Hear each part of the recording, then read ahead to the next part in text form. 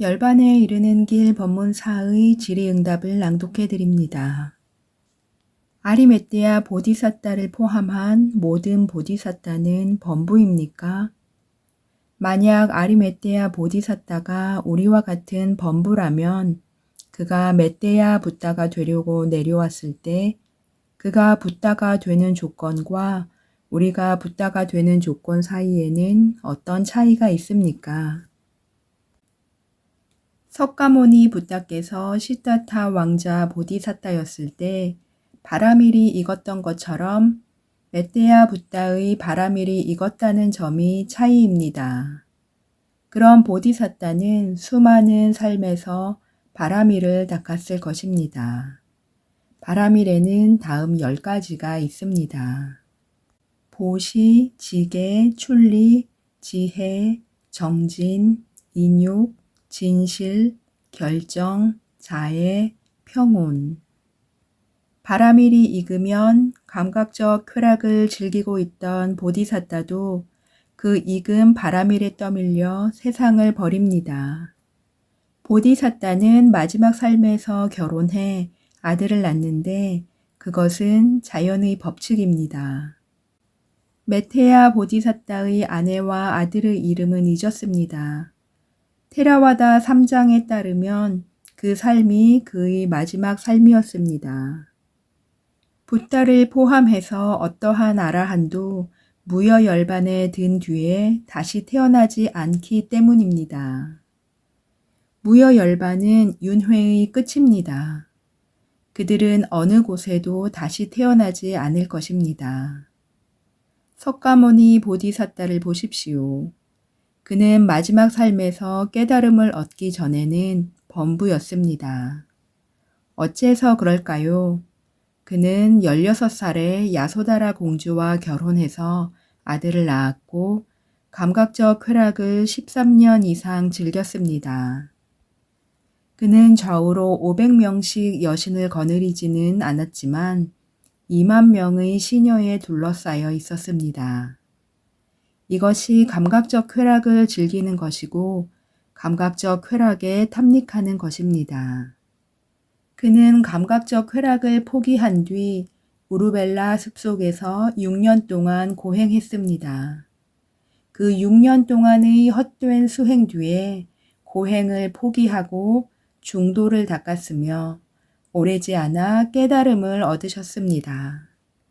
담마 짝가빠와타나 경에 나오는 깨달으신 후 최초의 설법에서 그분께서 이렇게 선언하셨습니다. 비구들이여, 출가자들이 가까이 하지 않아야 할 2가지 극단이 있다. 무엇이 둘인가? 그것은 저열하고 촌스럽고 범속하고 성스럽지 못하고 이익을 주지 못하는 감각적 욕망들에 대한 쾌락의 탐닉에 몰두하는 것과 괴롭고 성스럽지 못하고 이익을 주지 못하는 자기 학대에 몰두하는 것이다. 감각적 쾌락을 즐기는 것은 성인의 행위가 아니라는 말씀입니다. 감각적 쾌락은 이익이 되지 못합니다. 왜냐하면 그것은 인간의 행복, 신들의 행복, 그리고 범천의 행복 같은 욕계 이익은 줄지 모르지만 열반의 행복, 즉 출세간 이익은 주지 못하기 때문입니다.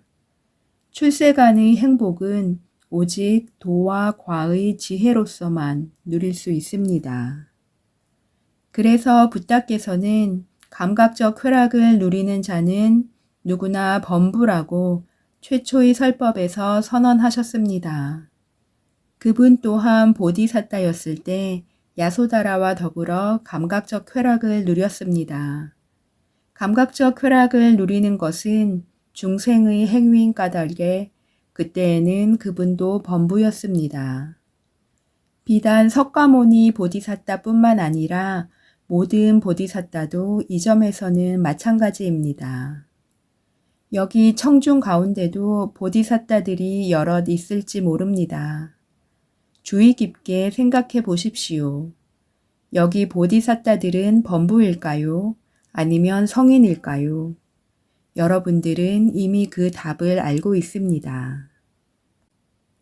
이 명상 코스를 끝마치고 나면 수행자가 도와 과의 지혜를 얻을 수 있습니까? 그렇지 않다면 왜 그렇습니까? 얻을 수도 있지만 그것은 자신의 바람일에 달려 있습니다. 바흐야다 루카리아의 경우를 예로 들어 보겠습니다. 그는 까사파 붓다의 교법 시대에 사마타와 윗바사나를 상카라에 대한 평온의 지혜까지 수행했습니다. 거의 2만 년을 수행했지만 어떠한 도나 과의 지혜에도 이르지 못했습니다. 빠두무따라 붓다로부터 그가 석가모니 붓다의 교법 시대에 누구보다 먼저 아라한이 되리라는 수기를 받았기 때문입니다. 그래서 그의 바람일은 그때에 가서야 있게 되어 있었습니다. 이와 마찬가지로 석가모니 붓다의 교법 시대에 4가지 분석지를 얻은 다른 제자들도 과거 부처님들의 교법 시대에 상카라에 대한 평온의 지혜까지 사마타와 윗바사나를 수행한 사람들입니다. 이것은 자연의 법칙입니다. 4가지 분석지는 다음과 같습니다. 뜻에 대한 분석지, 결과, 즉 괴로움의 성스러운 진리에 대한 윗바사나 지혜, 법에 대한 분석지, 원인, 즉 괴로움의 일어남의 성스러운 진리에 대한 윗바사나 지혜, 뜻과 법에 대해서 정확한 언어를 구사함에 대한 분석지, 문법, 특히 빨리어 문법에 대한 지혜, 지혜들에 대한 분석지, 위 3가지 분석지를 잘 아는 윗바사나 지혜. 이 4가지 분석지를 갖추는 데는 5가지 원인이 있습니다.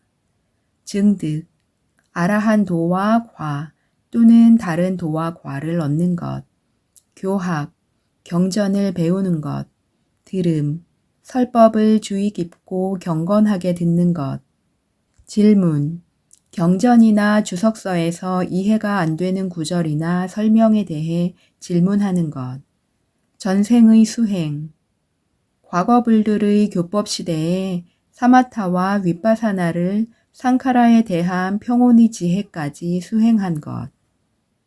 이 석가모니 붓다 교법 시대에 수행하는 사람이 열반을 얻지 못한다면 그것은 그들의 바람일이 충분히 성숙되지 않았기 때문입니다. 과거의 붓다로부터 내 생에 붓다가 되리라는 수기를 받았거나 아리메테야 붓다 같은 미래불의 시기에 윤회로부터 벗어나겠다고 서원을 세운 것이 그 이유일 수도 있습니다. 예를 들면 야소다라와 같은 날 2,000명의 비구니가 무여열반에 들었는데 그들은 모두 보통의 아라한이었습니다. 디판카라 붓다 시기에 그들은 석가모니 붓다의 교법 시대에 윤회로부터 벗어나겠다고 서원을 세웠습니다. 그래서 그들은 디판카라 붓다의 시기로부터 석가모니 붓다의 시기까지 아승기겁, 신방겁 동안 윤회에 머물러 있었습니다. 보통의 아라한이 되는 데는 그렇게 긴 기간 바람일을 닦을 필요가 없지만 2,000명의 비구니는 수기 때문이 아니라 오로지 서원을 세웠기에 그처럼 긴 기간을 윤회에 머물러 있었던 것입니다. 시청 감사합니다.